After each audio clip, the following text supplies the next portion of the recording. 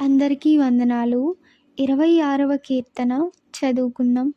యెహోవా, నేను యథార్థవంతుడనై ప్రవర్తించుచున్నాను, నాకు తీర్పు తీర్చుము. ఏమియూ సందేహపడకుండా యెహోవా యందు నేను నమ్మిక ఉంచియున్నాను. యెహోవా, నన్ను పరిశీలించుము, నన్ను పరీక్షించుము.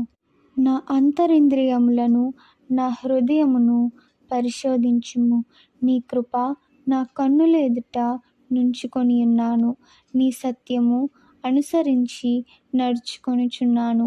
పనికిమాలిన వారితో నేను సాంగత్యము చేయను, వేషధారులతో పొందు చేయను. దుష్టుల సంగము నాకు అసహ్యము. భక్తిహీనులతో సాంగత్యము చేయను. నిర్దోషినని నా చేతులు కడుక్కొందును. యెహోవా, నీ బలిపీఠము చుట్టూ ప్రదక్షిణము చేయుదును. అచ్చట కృతజ్ఞతాస్తుతులు చెల్లింతును. నీ ఆశ్చర్య కార్యములను వివరింతును.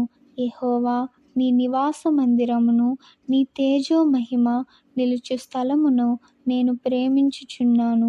పాపులతో నా ప్రాణమును చేర్చకుము, నరహంతకులతో నా జీవమును చేర్చకుము.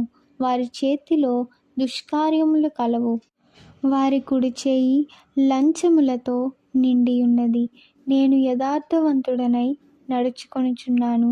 నన్ను విమోచింపుము, నన్ను కరుణింపుము. సమభూమిలో నా పాదము నిలిపియున్నాను. సమాజములలో యెహోవాను స్తుతించెదను. ఆమేన్.